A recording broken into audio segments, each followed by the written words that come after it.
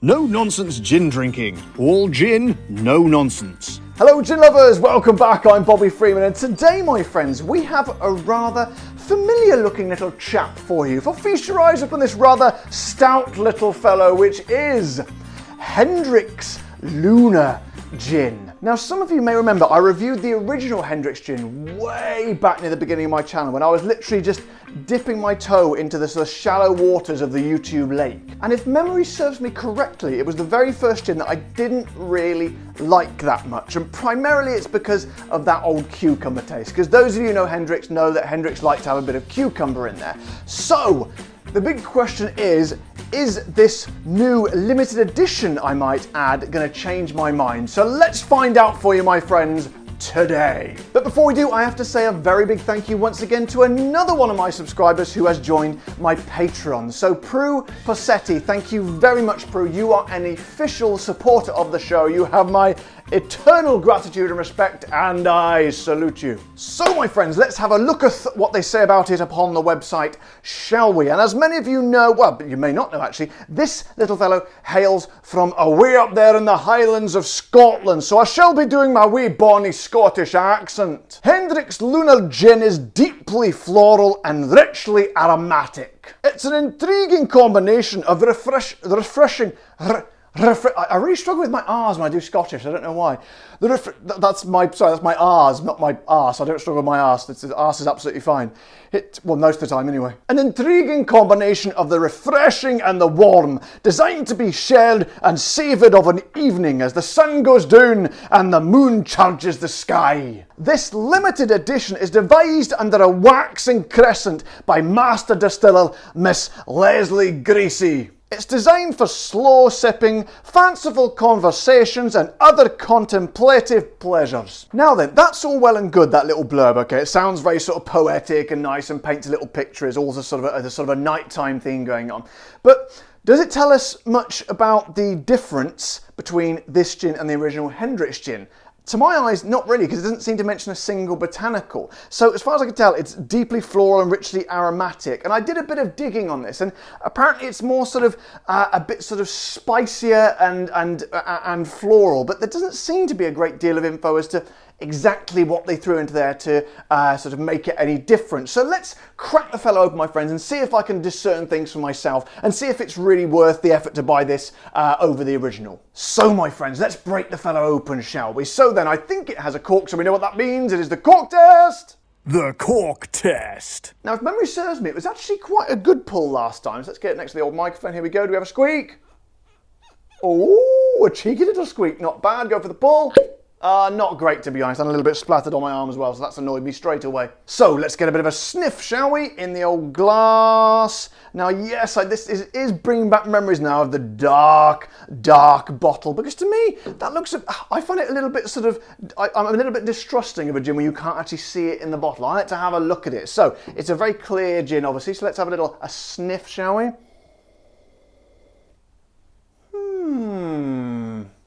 I think I don't know if I don't even know if it's the same recipe as before, but just with a few things added in there. But to me, smells okay. It smells okay. It's not sort of blown me away, to be honest, but it's not really sort of inspiring me to sort of be my wax lyrical in the way that I usually do. So let's not fanny around. Let's crack on. We've got a new bottle of tonic today, brand new, ready to go. Let's get her in there. See how this thing works out. It's 43% ABV, I think, this one. Let me just confirm that for you.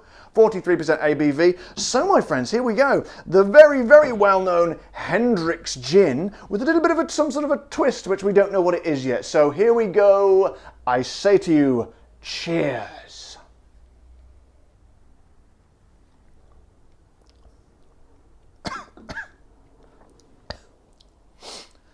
Okay. I'm just maybe pause for a second, because I think there was not quite the right mix of tonic in there, because as I say, it does release the flavours. So let me just try a little go on that again, 1 second. You know what? I think that's bloody disgusting. Now, a few people have accused me recently of having sort of quite a lot of nonsense on a show that is called No Nonsense Gin Drinking. So there we go, a complete no nonsense summary of that. That's not, I don't think that's very nice at all, to be honest. It's kind of like the old, I think it is the same recipe. I'm not 100% sure, but to me, I'm not getting anything pleasant at all in there. It's spicy. There's a certain spiciness in there, but it's completely devoid of any of that what I would sort of call the fun elements of gin. The sort of the sweetness, the lightness, the citrus, the complex blending. So complex I can't even say the word. Complex blending of the citrus and how they work together. To me, it's quite a harsh taste, quite a sharp taste, and you get that sort of hit of alcohol, but with nothing to sort of offset it. I can see what they're saying about the floral notes. There is the only depth of flavour in there to me is a floralness. It just sort of go a little bit further down. But then floral can be quite a heavy sort of taste on its own and quite sort of lacking in sort of anything that lifts it out of the palate. You know what I mean? I'm sounding a little bit pretentious now. I'm sounding like a proper gin taster. All right. See you later. Bye-bye. Bye. She doesn't know, but I'm going to keep that in the video. No, you're not. Oh.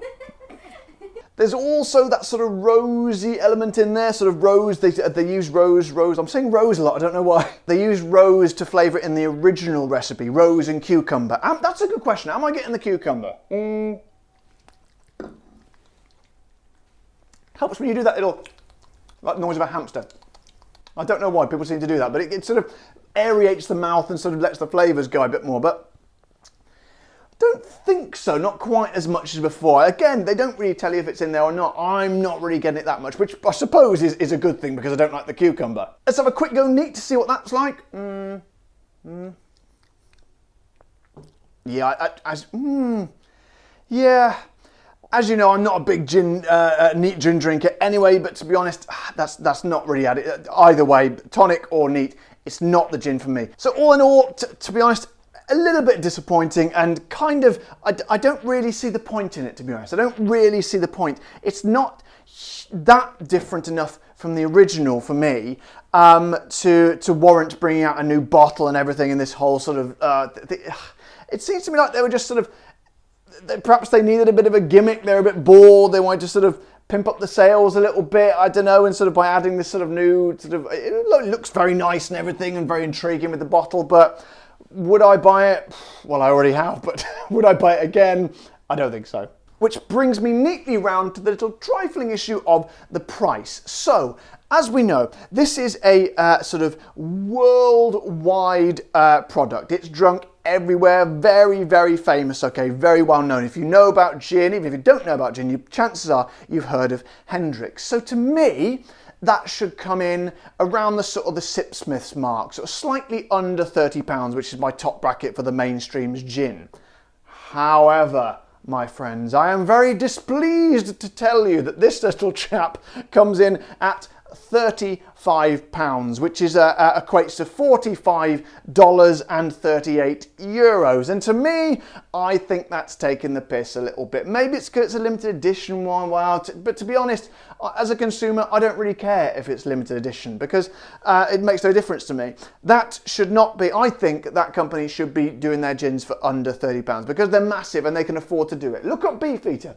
Look at Beefeater. I tell people to look at Beefeater in every single episode. I spend a lot of time myself just looking at it like this. They are possibly sort of a slightly bigger, but I'd say it's not far off. They're both mainstream gins.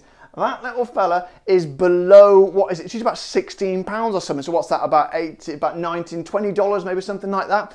And this is that's what I'd do if I had a gin company. It went sort of globally stratospheric. I would want everyone to be able to drink it. So I would price it sort of down the lower end, not like the completely bottom end, but certainly in what I would consider a more affordable price. And to me, I don't really like what Hendricks are doing there. So I would recommend, well, if you like the original Hendricks, you'd probably like it, to be honest. But if you like me, not a big fan of that, I would most certainly give it a miss and don't waste your money. So my friends, another crushing review from small-time YouTuber Bobby Freeman here. I'm sure Hendricks don't care at all, and I'm not even on their radar. But for what it's worth, that is my opinion that I give to my friends, my subscribers, and my viewers from around the world. So if you've enjoyed that, found it useful in any way, shape, or form, guys, don't forget to, as always, subscribe to my channel, press the little like button, and of course the bell icon so you get the notification when my new videos come out. And if you want to support the show like good old Prue Possetti did, head over to my Patreon page as well, or you can just click the little join button below this here video. But until next time, guys, you know the drill. Take care, stay safe, thank you to all my patrons and members, and keep drinking the gin.